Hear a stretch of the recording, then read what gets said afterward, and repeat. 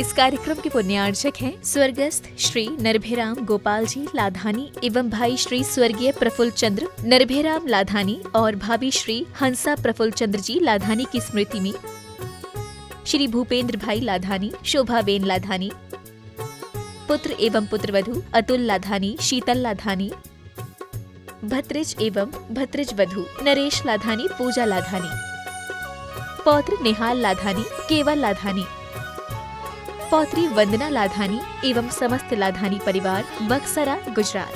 नाथ भगवान की जय जय जय। बोलिए गुणायतन प्रणेता, शंका समाधान प्रवर्तक, भावना योग प्रवर्तक, प्रखर वक्ता, परम पूज्य 108 मुनिवर श्री प्रमाण सागर जी मुनिराज की जय जय जय।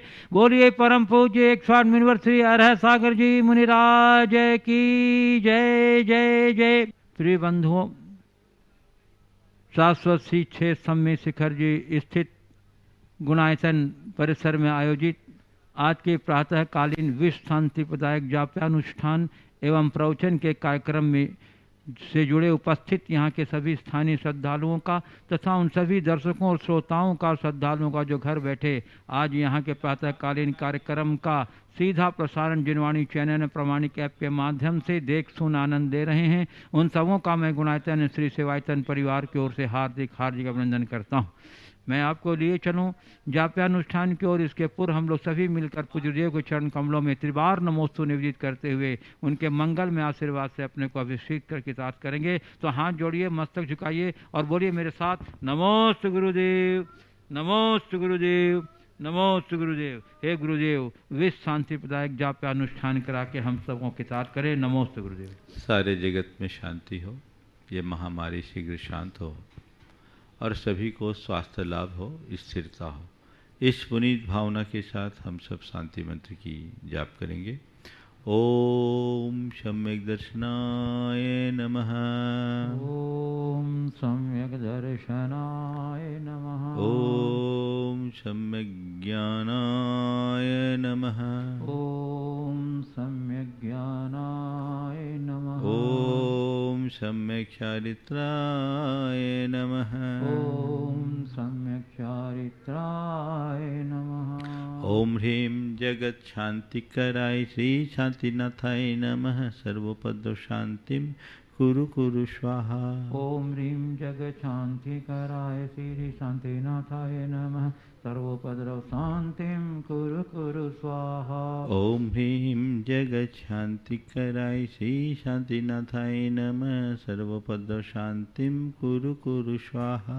ओम ह्रीं जगत शांतिकराय श्री शांतिनाथाय नमः। सर्वोपद्रव शांतिम कुरु कुरु स्वाहा। ओम ह्रीं जगत शांतिकराय श्री शांतिनाथाय नमः। सर्वोपद्रव शांतिम कुरु कुरु स्वाहा। ओम ह्रीं जगत शांतिकराय श्री शांतिनाथाय नमः। सर्वोपद्रव शांतिम कुरु कुरु स्वाहा। ओम ह्रीं जगत शांतिकराय श्री शांतिनाथाय नमः। सर्वोपद्रव शांतिम कुरु कुरु स्वाहा। ओम ह्रीं जगत शांतिकराय श्री शांतिनाथाय नमः। सर्वोपद्रव शांतिम कुरु कुरु स्वाहा। ओम ह्रीं जगत शांतिकराय श्री शांतिनाथाय नमः। सर्वोपद्रव शांतिम कुरु कुरु स्वाहा। ओम ह्रीं जगत शांतिकराय श्री शांतिनाथाय नमः। सर्वोपद्रव शांतिम कुरु कुरु स्वाहा। ओम ह्रीं जगत शांतिकराय श्री शांतिनाथाय नमः। सर्वोपद्रव शांतिम कुरु कुरु स्वाहा। ओम ह्रीं जगत शांतिकराय श्री शांतिनाथाय नमः। सर्वोपद्रव शांतिम कुरु कुरु स्वाहा। ओम ह्रीं जगत शांतिकराय श्री शांतिनाथाय नमः। सर्वोपद्रव शांतिम कुरु कुरु स्वाहा। ओम ह्रीं जगत शांतिकराय श्री शांतिनाथाय नमः। सर्वोपद्रव शांतिम कुरु कुरु स्वाहा। ओम ह्रीं जगत शांतिकराय श्री शांतिनाथाय नमः। सर्वोपद्रव शांतिम कुरु कुरु स्वाहा। ओम ह्रीं जगत शांतिकराय श्री शांतिनाथाय नमः। सर्वोपद्रव शांतिं कुरु कुरु स्वाहा। ओम ह्रीं जगच्छांतिकराय श्री शांतिनाथाय नमः सर्वोपद्रव शांतिं कुरु कुरु स्वाहा। ओम ह्रीं जगच्छांतिकराय श्री शांतिनाथाय नमः सर्वोपद्रव शांतिं कुरु कुरु स्वाहा। ओम ह्रीं जगच्छांतिकराय श्री शांतिनाथाय नमः सर्वोपद्रव शांतिं कुरु कुरु स्वाहा। ओम ह्रीं जगच्छांतिकराय श्री शांतिनाथाय नमः सर्वोपद्रव शांतिं कुरु कुरु स्वाहा। ओम ह्रीं जगच्छांतिकराय श्री शांतिनाथाय नमः सर्वोपद्रव शांतिं कुरु कुरु स्वाहा। ओम ह्रीं जगच्छांतिकराय श्री शांतिनाथाय नमः सर्वोपद्रव शांतिं कुरु कुरु स्वाहा। ओम ह्रीं जगच्छांतिकराय श्री शांतिनाथाय नमः सर्वोपद्रव शांतिं कुरु कुरु स्वाहा। ओम ह्रीं जगच्छांतिकराय श्री शांतिनाथाय नमः सर्वोपद्रव शांतिं कुरु कुरु स्वाहा। ओम ह्रीं जगच्छांतिकराय श्री शांतिनाथाय नमः सर्वोपद्रव शांतिं कुरु कुरु स्वाहा।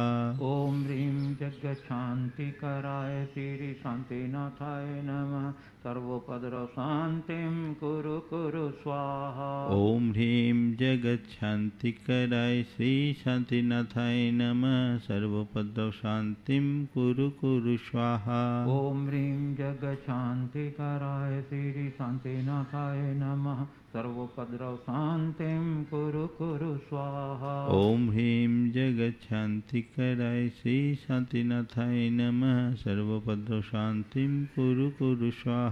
ओम ह्रीं जगच्छांतिकराय श्री शांतिनाथाय नमः सर्वोपद्रव शांतिं कुरु कुरु स्वाहा। ओम ह्रीं जगच्छांतिकराय श्री शांतिनाथाय नमः सर्वोपद्रव शांतिं कुरु कुरु स्वाहा। ओम ह्रीं जगच्छांतिकराय श्री शांतिनाथाय नमः सर्वोपद्रव शांतिं कुरु कुरु स्वाहा। ओम ह्रीं जगच्छांतिकराय श्री शांतिनाथाय नमः सर्वोपद्रव शांतिं कुरु कुरु स्वाहा। ओम ह्रीं जगच्छांतिकराय श्री शांतिनाथाय नमः सर्वोपद्रव शांतिं कुरु कुरु स्वाहा। ओम ह्रीं जगच्छांतिकराय श्री शांतिनाथाय नमः सर्वोपद्रव शांतिं कुरु कुरु स्वाहा। ओम ह्रीं जगच्छांतिकराय श्री शांतिनाथाय नमः सर्वोपद्रव शांतिं कुरु कुरु स्वाहा। ओम ह्रीं जगच्छांतिकराय श्री शांतिनाथाय नमः सर्वोपद्रव शांतिं कुरु कुरु स्वाहा। ओम ह्रीं जगच्छांतिकराय श्री शांतिनाथाय नमः सर्वोपद्रव शांतिं कुरु कुरु स्वाहा। ओम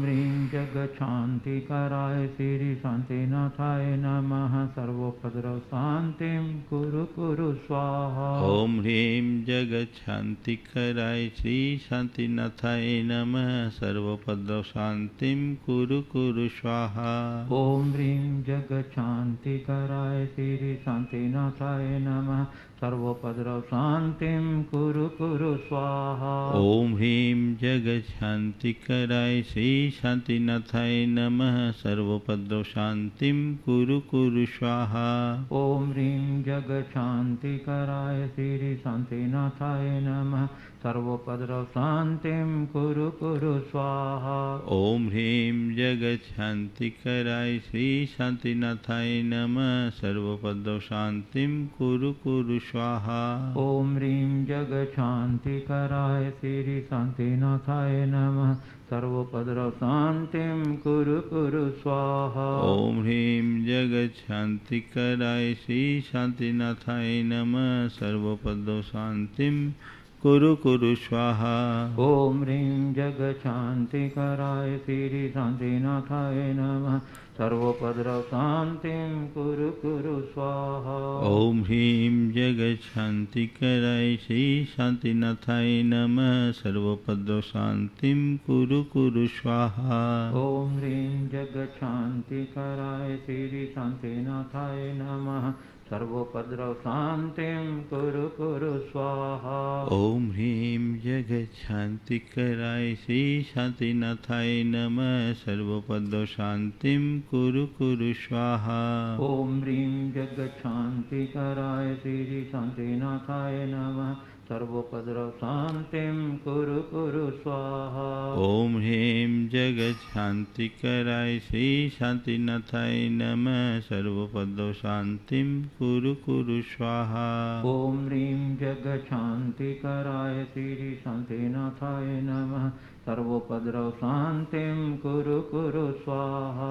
ओम ह्रीं जगत शांति कराय श्री शांतिनाथाय नमः सर्वोपद्रव शांतिं कुरु कुरु स्वाहा। ओम ह्रीं जगत शांति कराय श्री शांतिनाथाय नमः सर्वोपद्रव शांतिं कुरु कुरु स्वाहा। ओम सम्यक दर्शनाय नमः। ओम सम्यक दर्शनाय नमः। ओम सम्यक ज्ञानाय नमः। ओम सम्यक ज्ञानाय नमः। ओम सम्यक चारित्राय नमः। ओम सम्यक चारित्राय नमः।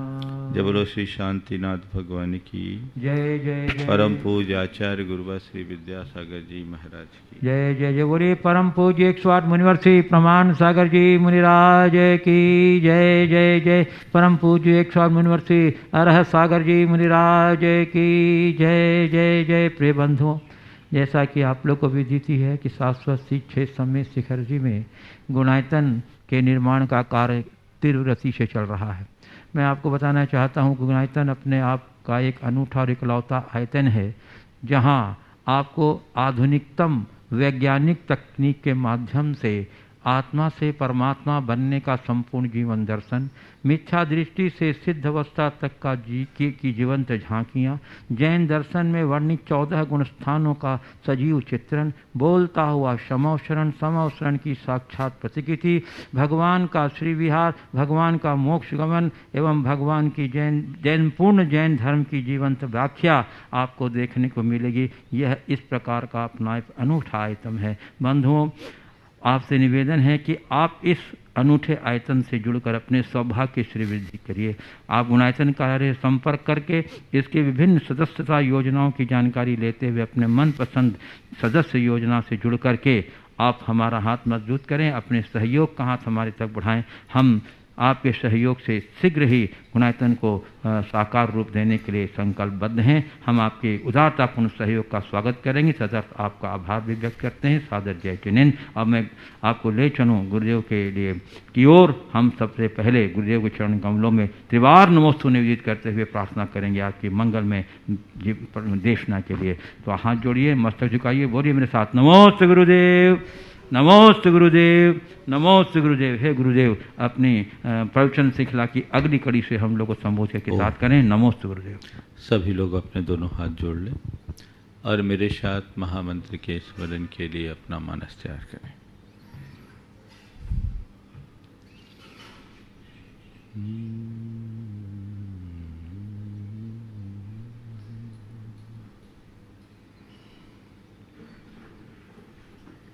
नमो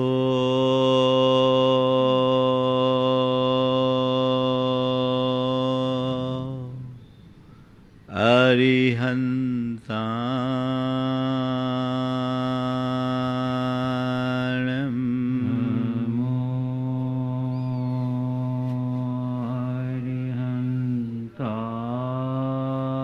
अरिहंताणं नमो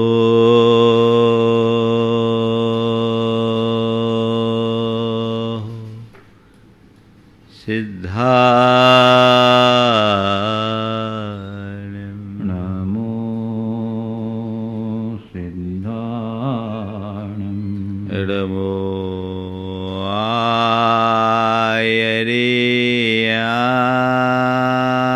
आयर्याणं नमो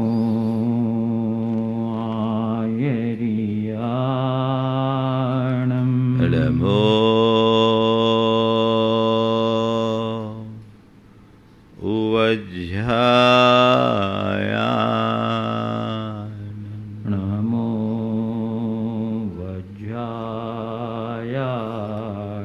नमो लोये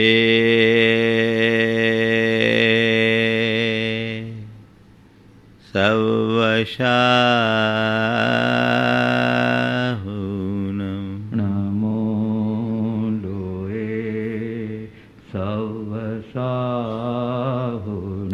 एषो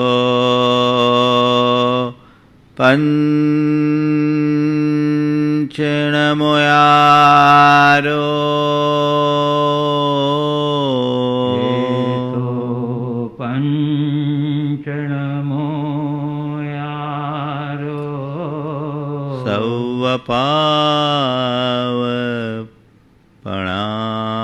सवपावपणाशनो सवपावपणाशनो मङ्गलाळं च सवेसिं मङ्गलाळं च सवेशिं पढमम् होय मङ्गलम् परमम होय मङ्गलम्। जय बोलो देवादिदेव 1008 श्री भगवान महावीर स्वामी की जय जय जय। अहिंसा परमो धर्म की जय जय जय। परम पूज आचार्य गुरुवर श्री विद्यासागर जी महाराज की जय जय जय। बोलिए परम पूज्य 108 मुनिवर श्री प्रमाण सागर जी महाराज की जय जय जय। परम पूज्य 108 मुनिवर श्री अरहत सागर जी महाराज की जय जय जय। नमोस्तु गुरुदेव। जीवन में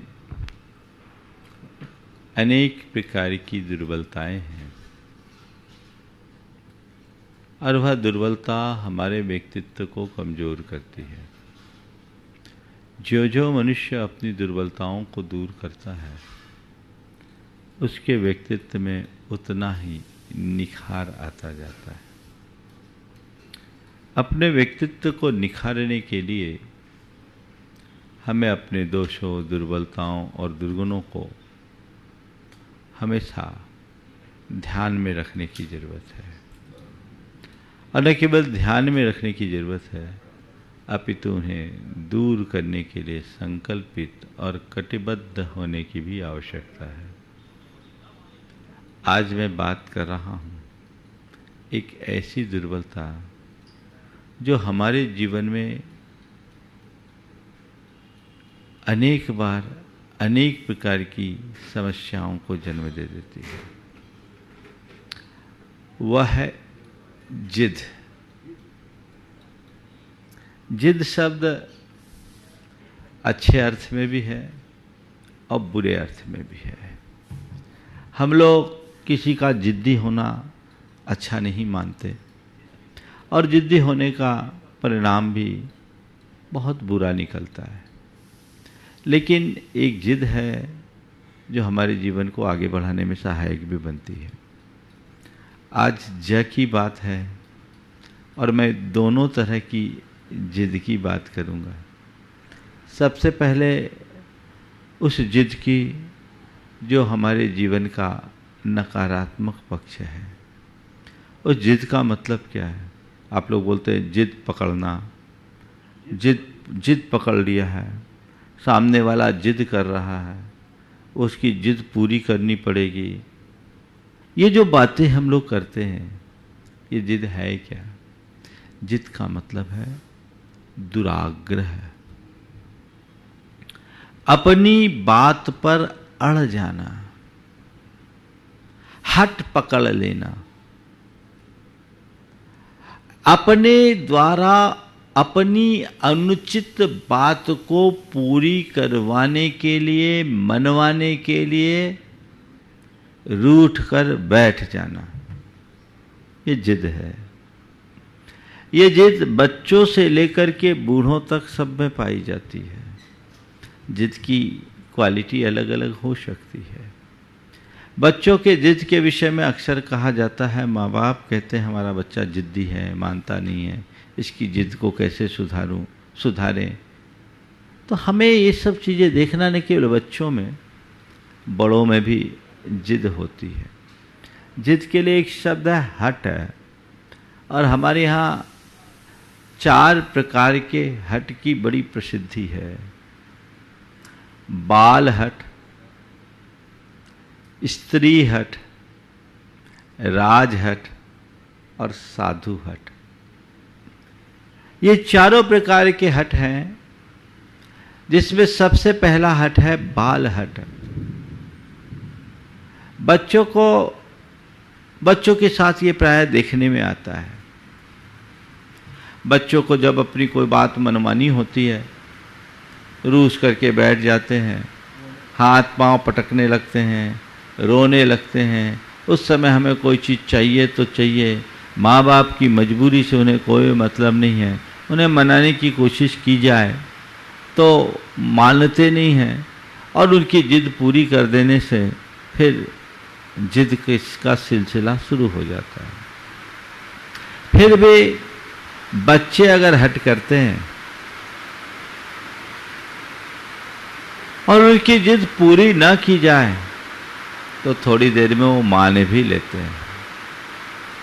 एक दिन मैं बच्चों के जिद के संदर्भ में पूरी बात करूंगा, जब कभी आप सबसे बच्चों के परवरिश की चर्चा करूं। पर संक्षेप में इतनी बात यह है कि बच्चे जिद्दी क्यों होते हैं, हमें ये देखना है।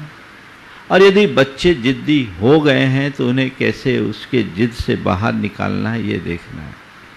बच्चे जिद होते हैं, जिद्दी होते हैं, कुछ तो उनका वैसा स्वभाव बन जाता है, कुछ वैसा परिवेश हो जाता है, और कुछ माँ बाप के व्यवहार के कारण भी बच्चे जिद्दी हो जाते हैं। इसलिए बच्चों के इस जिद को हमें बहुत अच्छे से समझना चाहिए। हमें बच्चे की कोई बात है तो उनकी अच्छी बात को तुरंत मान लेना चाहिए, और बुरी बात है तो उनके साथ डांट फटकार करने की जगह, उनकी पिटाई करने की जगह, उनसे मारपीट करने की जगह उन्हें अपने लहजे में समझाने की कोशिश करना चाहिए। उसे उचित अनुचित का भान कराने की कोशिश करना चाहिए, और उन्हें इस बात का एहसास कराना चाहिए कि तुम्हारी ये मांग, तुम्हारी ये जिद अच्छी नहीं है, और बार बार आग्रह भी करे तो उसे उसके हाल पर छोड़ देना चाहिए। उसको उसके हाल पर छोड़ देना चाहिए। थोड़ी देर रोध होकर के अपने आप शांत हो जाएगा। बच्चों को जब आप उसकी जिद देख करके पिंड छुड़ाने के ख्याल से आप उसकी एक मांग पूरी कर देते हैं, तो बच्चा सोचता है कि ऐसा करने से मेरी मांग पूरी होगी, तो वो उसे अपने बात को मनवाने के अस्त्र के रूप में स्वीकार लेता है। ये मेरे बात मनवाने का अस्त्र है, अब कुछ भी हो तो मुझे ये करना है, और इसके माध्यम से मुझे अपनी बात पूरी करवाना है, और फिर वही स्टाइल हो जाती है। और ऐसे बच्चे उचित अनुचित मांग अपने माँ बाप के बीच करते रहते हैं, और कई बार माँ बाप बहुत परेशान भी होते हैं। एक बार एक व्यक्ति ने बताया कि वो एक मॉल में गए, उस मॉल में एक खिलौना था। वो खिलौना बहुत महंगा था, उनके खर्च से की सीमा से बाहर था, और नाजुक भी था, क्षण भर में टूट जाने वाला था। लेकिन बच्चा एकदम मचल उठा, हमें तो चाहिए, हमें तो चाहिए, हमें वो खिलौना चाहिए। वहीं मॉल में ही हाथ पांव पटकने लगा, हमें चाहिए, आपको लेकर देना होगा, लेकर देना होगा, लेकर देना होगा। अंततः उनको लेकर देना पड़ा, और बोला महाराज घर आया और थोड़ी देर में टूट गया, और रोता रह गया। हमने कहा ये प्रवृत्ति ही ठीक नहीं है। बच्चों को अगर ज़्यादा जिद करे तो उनको उनके हाल पर छोड़ दें। चलिए इस विषय पर मैं फिर कभी चर्चा करूंगा। आज का मेरा प्रतिपाद्य बच्चों का नहीं है, आज बड़ों का है। बड़ों को ये जरूर कहूँगा कि बच्चों के प्रति हम अपना व्यवहार कैसे करें। बच्चों की बात तो बच्चों के साथ करने में ही अच्छी लगती है। तो आज बात है बड़ों की। स्त्री हट, राज हट और साधु हट, ये हट के रूप है। और इस विषय में हमारे देश में अनेक कहानियाँ हैं और अनेक ऐसे प्रसंग हैं कि जब इस तरह की जिद पकड़ लेने के कारण कोई उसकी पूर्ति करे तो उनकी स्थिति क्या होती। कैकेयी का एक हट ही तो था कि कि भरत को राज दरबार में अयोध्या का राजा बनाना है और राम का वनवास होना है। ये हठ था। अब उस हठ के आगे दशरथ मजबूर हो गए, क्योंकि वो वचनबद्ध थे। वो कैकेयी का ये हठ नहीं होता तो राम के सामने ये संकट का सामना नहीं करना होता, राम को अयोध्या से निर्वासित नहीं होना होता, वनवास नहीं होता। लेकिन ये हठ है और इस हठ की कथाएं अनेक है, जिन हठ के आगे जिसने भी पूर्ति की है उसके परिणाम अच्छे नहीं हुए। संत कहते हैं हठ कभी अच्छी बात नहीं होती। इसी प्रकार राजा महाराजाओं को भी कोई हठ हो जाए, कहते हैं एक सनक सवार हो गई तो वो उसकी पूर्ति के लिए कोई भी फरमान जारी कर दे और उसके परिणाम पर विचार न करे, मामला बहुत गड़बड़ हो जाता है। और रहा साधु का हठ, तो साधु का हठ कभी भी नकारात्मक दिशा में नहीं होता। साधु जो ठानता है वह उसे पूरा करके रखता है, वह उसकी दृढ़ता को प्रकट करता है। मैं जिद के विषय में बात कर रहा था। जिद के दो रूप हैं। एक रूप है दुराग्रह, अपनी अनुचित बातों को मनवाने का विचार अथवा अपनी क्षमता, योग्यता, परिस्थिति और प्रसंग को की अनदेखी कर दूसरों की सलाह को नज़रअंदाज करते हुए अपनी बात पर अड़ जाना, यह है जिद का नकारात्मक रूप। और दूसरा जिद है अपनी इच्छा शक्ति को जगाकर अपने संकल्प और धुन का धनी हो जाना और ठान लेना मुझे जो कुछ करना है सो करना ही है। ये सकारात्मक जिद है जो हमारे जीवन के विकास के लिए आवश्यक है। लेकिन नकारात्मक जिद हमारे जीवन को बहुत पीछे कर देती है। आप देखिए, जब जब मन में दुराग्रह का भाव जगता है स्थितियां बहुत भयानक हो जाती है। कई लोग हैं जो इस तरह की धारणा रखते हैं और भावना रखते हैं, मैंने जो कह दिया वो होना ही है, अलग है, ये मुझे चाहिए ही। अब कैसे चाहिए, क्या करे? अभी कुछ दिन पहले मुझे एक ने समाचार दिया कि एक महिला ने केवल इस बात को लेकर के आत्महत्या कर ली, छत से कूदकर आत्महत्या कर ली कि वो किराए के मकान में रहती थी। वो अपने पति से बार बार इस बात का आग्रह करती थी कि आप एक प्लाट ले लो, एक प्लाट ले लो, एक प्लाट खरीद लो। अब पति 10,000 रुपये महीने की नौकरी वाला था, वो प्लाट कैसे खरीदे? वो बार बार अपनी धर्मपत्नी को समझाने की कोशिश करता था कि अभी हमारी हैसियत ऐसी नहीं है, हमारी ऐसी औकात नहीं कि हम प्लाट खरीद सके। नहीं, लेकिन हमें प्लाट खरीदना है। प्लाट खरीदना, आप कहाँ से खरीदे? खुद का उस अंग बेचकर खरीदे क्या? पर वो उस बात को समझने की कोशिश नहीं करे। जिद्दी व्यक्ति के जीवन की यही एक सबसे बड़ी दुर्बलता होती है कि वह औरों की बात सुनने की कोशिश ही नहीं करता। यही दुराग्रह का सबसे बड़ी पहचान है, सबसे बड़ा लक्षण है। वो अपने अलावा और किसी की किंचित भी सुनने की कोशिश नहीं करते और यही उनके जीवन में बहुत बड़ी बड़ी समस्याएं ला देती है। और उस महिला ने घर के छत से कूदकर, दूसरे मंजिल से कूदकर आत्महत्या कर ली। आए दिन इस तरह के समाचार आप लोग सुनते हैं, समझते हैं। मैं आपसे पूछता हूँ, आज के संदर्भ में ये देखने की ज़रूरत है, चाहे वो कोई हो, बच्चे हों, बड़े हों, युवा हो या वृद्ध हों, ये देखने की कोशिश करें मेरे स्वभाव में ये नकारात्मक जिद का पुट तो नहीं है। मैं ऐसा जिद्दी तो नहीं हूँ कि अपनी हर बात को, चाहे वो अनुचित हो तो भी उसको मनवाने के लिए आमादा हूं, या मैंने जो कह दिया वो करना ही पड़े, इस तरह की मैं धारणा बना करके चलता हूं। यदि ऐसा है तो ये हमारे स्वभाव की एक बहुत बड़ी दुर्बलता है। हमें इस दुर्बलता को दूर करना पड़ेगा। इससे घर, परिवार और समाज में विप्लव ही खड़े होंगे। ऐसे लोगों के सामने अनेक प्रकार की समस्याएं जन्म लेती है और न तो इनके जीवन में समरसता होती है, न शांति, न इनके संबंध स्थिर हो पाते हैं और न ही ये अपने जीवन में कभी कोई कामयाबी हासिल कर सकते हैं। तो हमें ये देखना अपने अंदर, हम किसी दूसरे व्यक्ति के जिद्दीपन को न देखें, खुद के जिद्दीपन को देखें कि मेरे भीतर ऐसी कोई जिद है यदि है तो मुझे उसे सुधारना चाहिए। जिद है तो उसे सुधार लेना चाहिए। मैं आपसे ये नहीं कहता कि आप अपने किसी मनोभाव को प्रकट न करें। मैं आपसे ये भी नहीं कहता कि आप अपनी इच्छाओं की पूर्ति के लिए कभी किसी से कुछ न कहें, लेकिन केवल इतना ही कहता हूँ कि आप अपनी इच्छा को अपना निर्णय बनाकर उसे औरों पर थोपने की कोशिश न करें।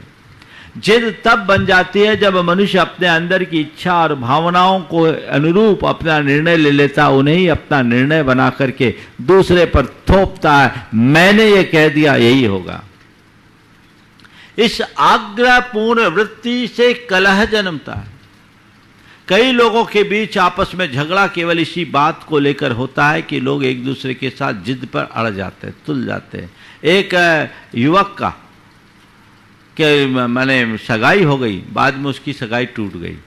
आप सुनकर के हंसेंगे कि सगाई क्यों टूटी, तो सगाई टूटने की वजह ये थी कि लड़की वाले ये चाह रहे थे कि लड़का एक बार विदेश घुमाए लड़की के साथ शादी के पहले।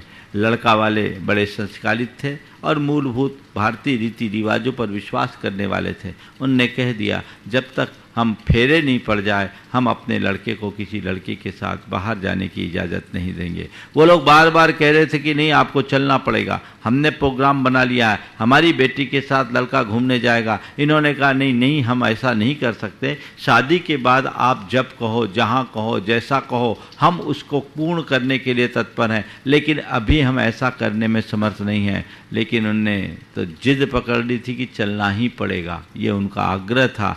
जब इन्होंने इनकार कर दिया तो कहा ये लोग बड़े दकियानुसी हैं, ऐसे लड़के से हम अपनी लड़की की शादी नहीं करेंगे, और शादी तोड़ दी। हमने कहा अच्छा हुआ सगाई टूटी, अगर सगाई होती तो जिंदगी भर गुलामी करनी पड़ती। बड़ी मुश्किल है। प्रायः जो जिद्दी होते वो गुस्सैल और झगड़ालू भी होते हैं।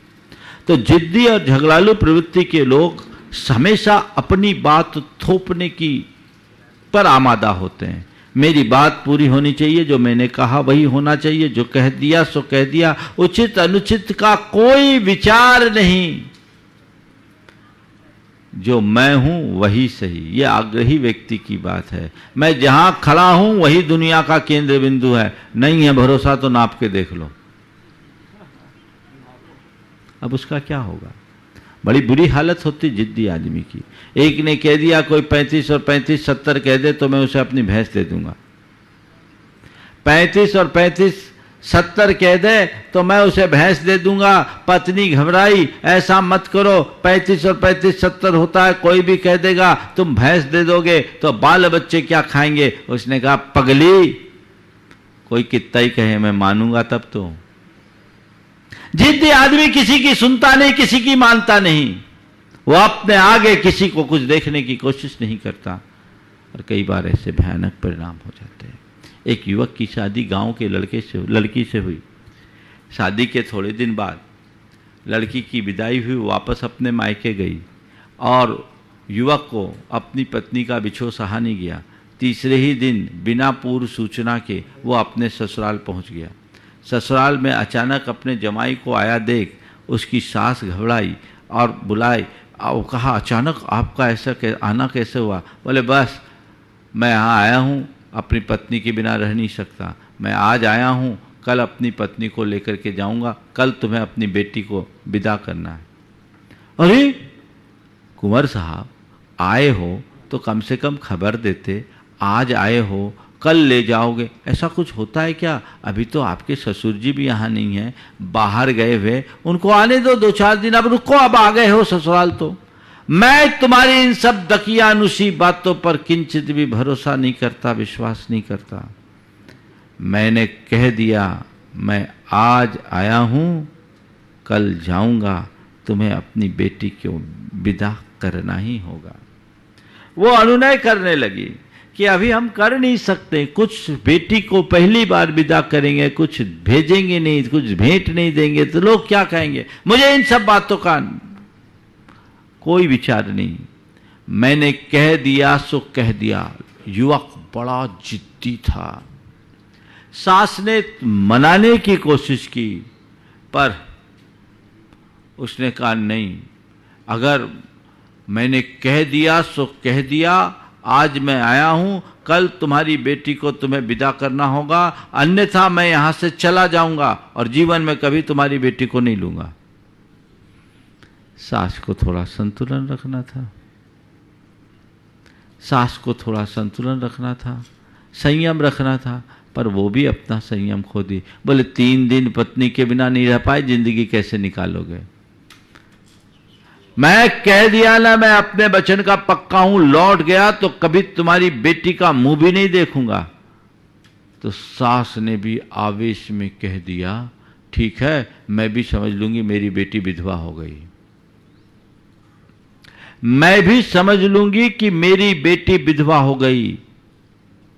ये शब्द उसने सुना और उसने कहा, अब ऐसी बात है तो मैं तेरी बेटी को विधवा बना करके ही छोड़ूंगा। यदि ऐसी बात है तो मैं तेरी बेटी को विधवा बना करके ही छोड़ूंगा। और सीधे तीर की तरह भागा और घर के आंगन में ही कुआं था, छलांग लगाकर आत्महत्या कर ली। बेटी को हमेशा के लिए विधवा कर दिया। ये जिद्दी व्यक्ति की क्या लक्षण है और ये जिद का परिणाम है। कोई व्यक्ति अगर जिद करता है तो हमें कोशिश करना चाहिए हम खुद जिद्दी ना बने, और कोई जिद्दी है तो हम उसके सामने बड़े मनोवैज्ञानिक तरीके से प्रस्तुत हों। अगर बच्चा है तो उसकी हर जिद पूरी ना करें, और बड़ा है तो उसकी जिद को टटोले और जिद पूरी करने का और जिद पूरी न करने के परिणाम पर विचार करें। कदाचित हमारी जिद पूरी करने योग्य, उसकी जिद पूरी करने के अयोग्य हो और पूरी करने की अनुकूलता भी न हो, तो उस व्यक्ति के साथ बहस न करें। जिद्दी व्यक्ति के साथ बहस करना अपना समय और अपनी शक्ति को व्यर्थ खोना है। उससे बिल्कुल बहस न करें, उसे उसके हाल पर छोड़ दें, बात को टालने की कोशिश करें, हंस कर के टालें और उसे थोड़े समय के लिए टाल दें और उचित अवसर आने पर उसे समझाने की कोशिश करें। शायद मान जाए, नहीं तो उसको उस पर ही छोड़ दें। स्थितियां बन जाती, और यदि नहीं तो मामला गड़बड़ हो जाता है। तो जिद्दी, जिस व्यक्ति का जीवन जिद्दी होता है, उसका, जो व्यक्ति का स्वभाव जिद्दी होता है, उसका जीवन बड़ा रद्दी होता है, वो अच्छा नहीं होता। इस तरह के जिद्दीपन से व्यक्ति अपने आप में अकेला पड़ जाता है, कोई उसको लाइक नहीं करता, कोई पसंद नहीं करता, उसके जीवन में निरस्ता जैसी आ जाती है, और ऐसे व्यक्ति के घर परिवार और जीवन व्यवहार में कोई उसके साथ खड़ा नहीं होता। मैं एक स्थान पर था, देखो जिद्दी की स्थिति क्या होती है। एक जगह मंदिर बनना था, मंदिर के निर्माण के लिए नींव रखी जानी थी।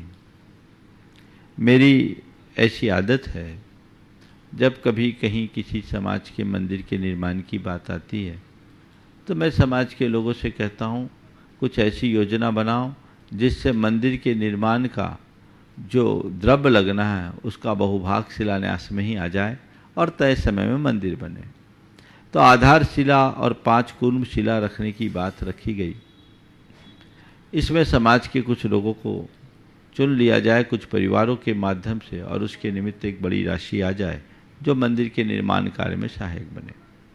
वहाँ का एक युवक जो मंदिर निर्माण में बड़ी रुचि रख रहा था और समाज का एक जिम्मेदार पदाधिकारी भी था, बल्कि इस मंदिर के निर्माण की योजना में उस सबसे बड़ी प्रेरणा उसकी थी, उसकी आंतरिक भावना थी कि इस शिलान्यास में हमारा योगदान हो।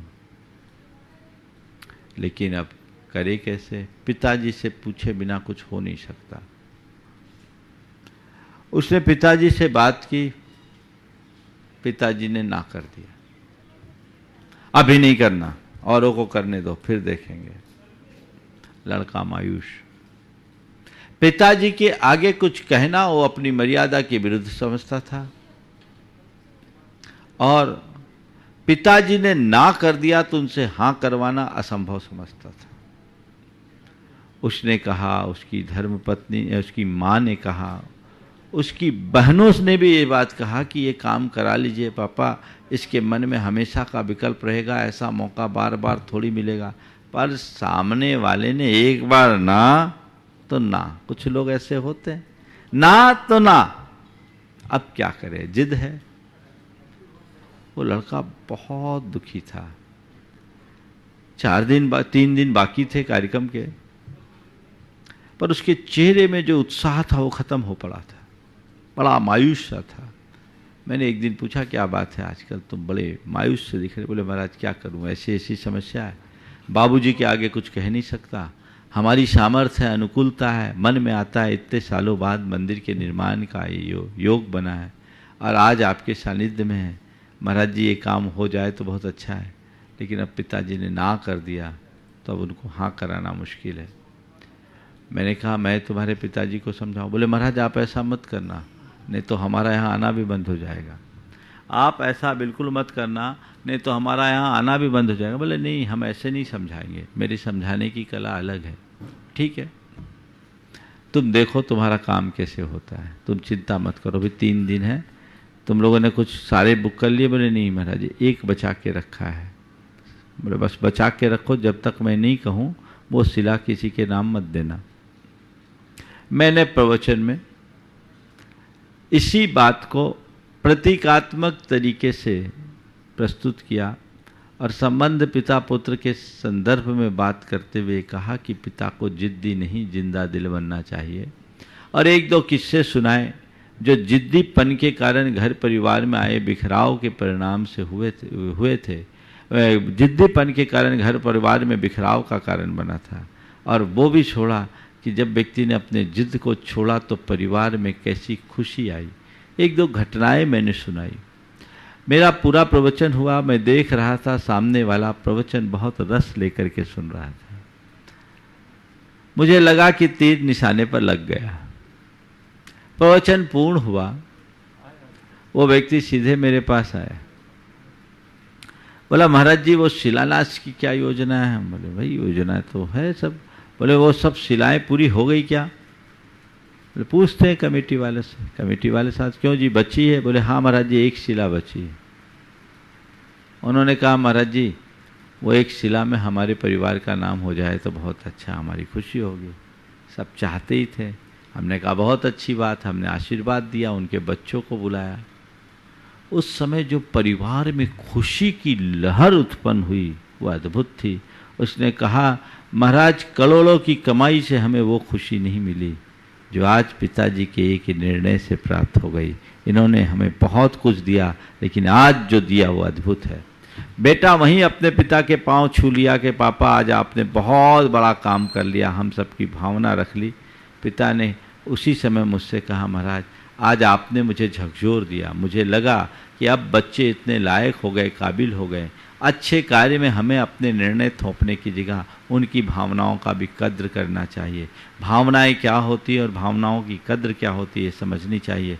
ये तो मेरा सौभाग्य है कि मेरे द्वारा इस तरह की बातें थोपे जाने के बाद भी बच्चे आज तक मेरी बातें काटते नहीं हैं। लेकिन आपने ठीक कहा, जो व्यक्ति जिद्दी होता है उसका जीवन रद्दी होता है। मुझे लग रहा है कि मैंने अपने जिद्दीपन के कारण अपने बच्चों की भावनाओं को कहाँ कहाँ कुचला है।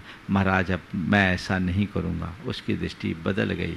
मैं आपसे केवल यही कहना चाहता हूँ, आपके जीवन में भी कई बार ऐसा होता होगा तो उससे अपने आप को बाहर निकालने की कोशिश कीजिए। जिद्दी मत बनिए, जो भी कार्य करना हो उसको समझ लीजिए। जिद्दी मतलब अपनी अनुचित बात को मनवाने का प्रयास, हट, आग्रह, अड़ जाना, अपनी अनुचित बात औरों पर थोप देना, अपनी योग्यता और क्षमता को समझे बिना, अपनी परिस्थिति और प्रसंग को जाने बिना बड़े बड़े कार्यों का शुभारंभ कर देना, बड़ी जिम्मेदारियां अपने ऊपर ले लेना, वो काम, ये एक प्रकार का दुस्साहस है। जिद्दी का एक रूप दुराग्रह है, दूसरा रूप दुस्साहस। कई लोग ऐसे भी होते हैं जो अपनी क्षमता से बड़े बड़े काम कर लेते हैं। उस समय सोचते भी नहीं कि मैं ये कर लूं। एक युवक अपनी धर्मपत्नी के साथ था, तो धर्मपत्नी के साथ था, दोनों तो साथ चल रहे थे। अचानक क्या हुआ, उसकी बाइक गिर गई, थोड़े नीचे गिर गई। वो बाइक को उठाने लगा। धर्मपत्नी ने कहा आप अकेले मत उठाओ, अकेले मत उठाओ। नहीं नहीं मैं उठा लूंगा, मुझे तुम कमजोर समझती हो क्या?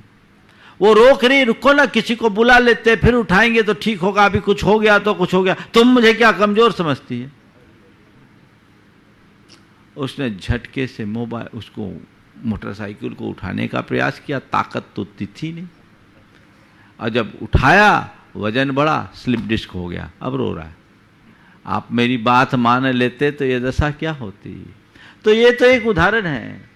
कई बार लोगों के साथ ऐसा होता है जो अपनी क्षमता, अपनी योग्यता, अपनी परिस्थिति और प्रसंग को अनदेखा करते हैं और ऐसे कृत्य कर लेते हैं जो उन्हें नहीं करना चाहिए, बाद में पछताते हैं। फिर उनसे कहा जाता है मैंने आपसे कहा ना, आपने सुना कहाँ, आप तो अपने जिद पर अड़े थे।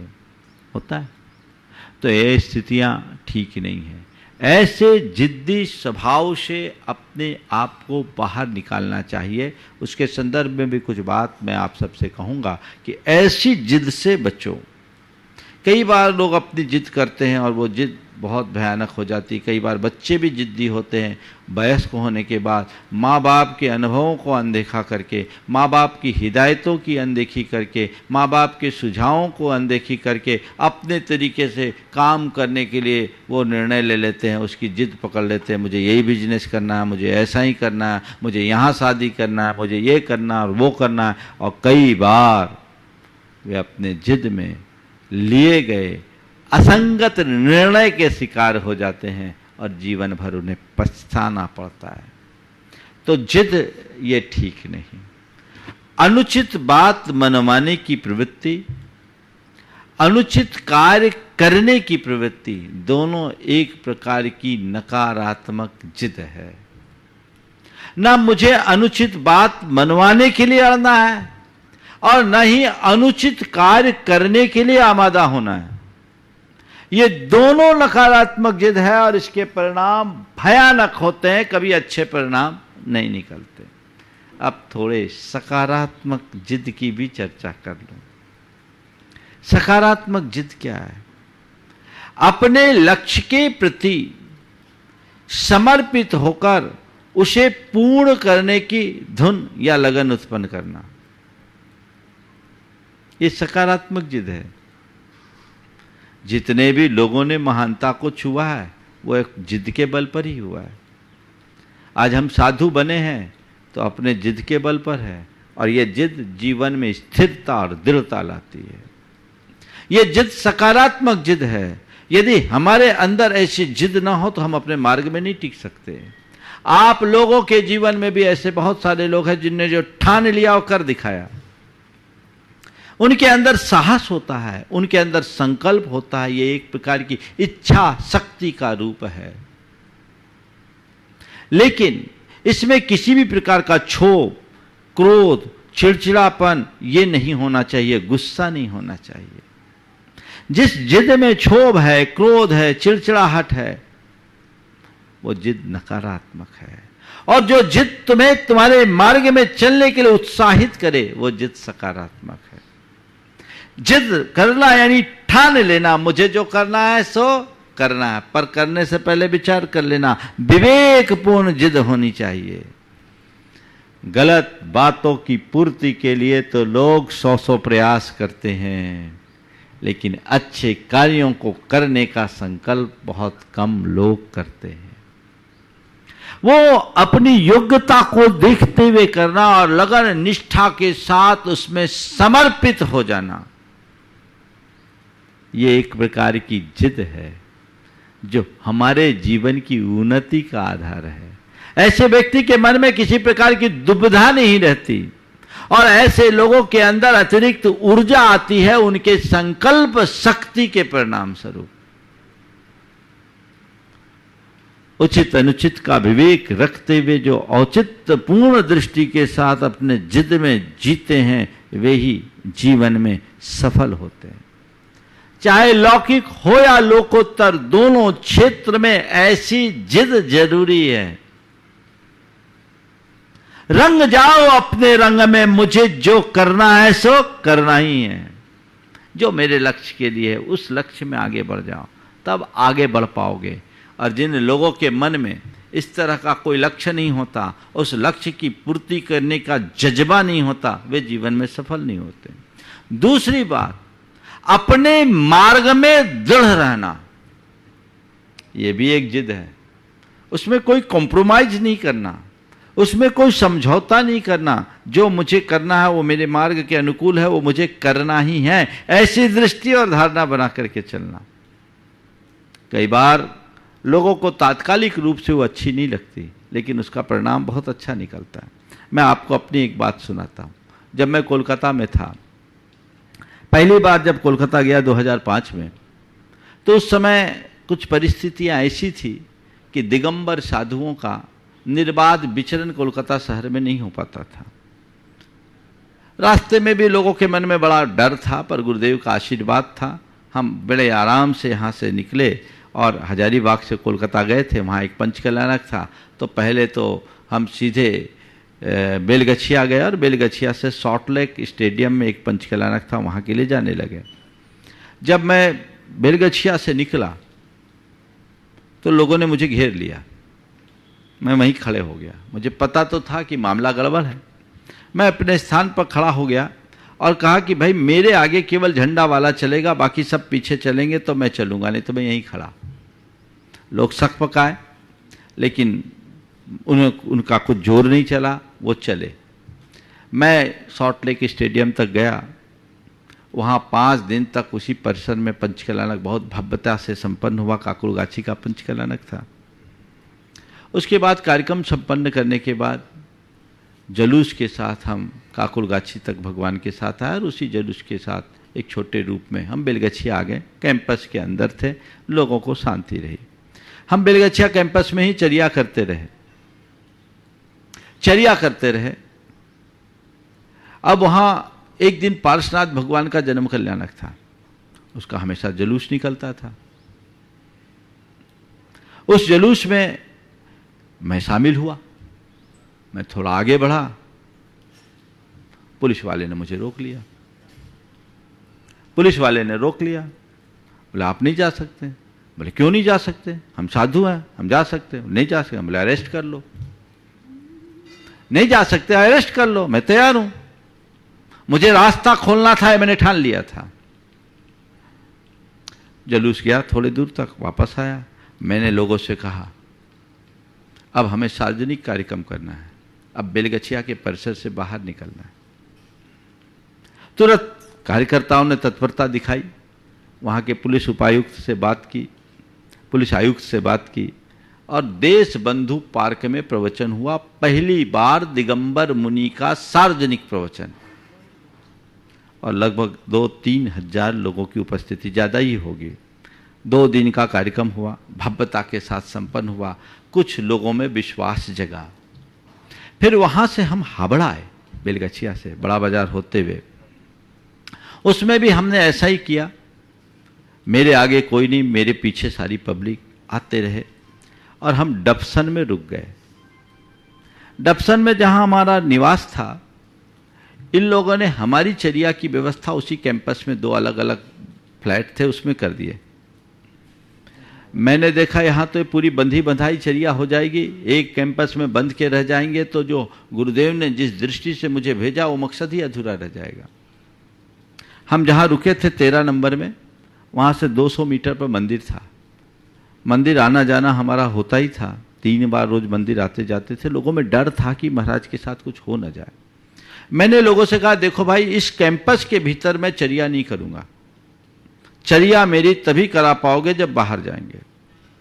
लोगों ने मुझे बहुत समझाने की कोशिश किया, विनोद जी खाला, भागचंद जी पहाड़िया जैसे लोग और अन्य पदाधिकारी लोग, कि महाराज जी गड़बड़ हो जाएगा। हम बोले देखो, तुम्हें दीवार के इस पार का दिख रहा है, मुझे दीवार के उस पार का भी दिखता है। जो मैं कह रहा हूं वो करो, एक टी बनाओ, यहां से मंदिर मंदिर से 200 मीटर इधर और 200 मीटर इधर। और उस समय दिगंबर साधु की चर्या का हिंदी, बंगला और अंग्रेजी में एक परिपत्र भी छपा हुआ था, फोल्डर। हम बोले ये बांटो, जिस जगह जाना है बांटो, देखो क्या होता है। और उसके बाद भी उन्होंने ढील किया तो एक दिन मैंने संकल्प ले लिया, बाहर आहार होगा तो लूंगा, नहीं तो नहीं लूंगा। मैं गया, चर्या के लिए निकला, मंदिर तो जाता ही था, मंदिर से लौटा, कुछ नहीं, हमारा उपवास हो गया। अब लोग घबराए, लोगों ने कहना शुरू कर दिया महाराज जिद्दी हैं। हमने कहा जिद्दी हैं, सही जिद्दी हैं, पर रद्दी नहीं है। कहने दो, आज ये जो जिद्दी कह रहे हैं कल यही गुण गाएंगे। मैं अपने आप पर दृढ़ रहा। हमारे साथ एक शुल्लक जी थे, उन लोगों ने दूसरे दिन थोड़ी सी एक सामने वाली बिल्डिंग में बस रोड क्रॉस करके वहां चौकी की व्यवस्था की। हमने कहा चलो ठीक है, आज वहीं आहार करेंगे, अंदर नहीं करेंगे। लेकिन जैसा मैंने कहा कि जिस भी बिल्डिंग में चौके लगे, पर्चे बांटो, उसके बाद तुम देखो क्या परिणाम निकलता है। आपको क्या बताऊं उसका क्या परिणाम निकला। जब जब मैं आहार करने के लिए रोज ही फिर बाहर जाता था, जिस बिल्डिंग में आहार हुआ, इतने लोग आहार देखने के लिए उमड़े कि उनको सीसीटीवी कैमरा लगा करके लोगों को आहार दिखाना पड़ा। कई कई जगह तो ऐसा हुआ कि लौट के आने से पहले मुझे अपना उद्बोधन देना पड़ा।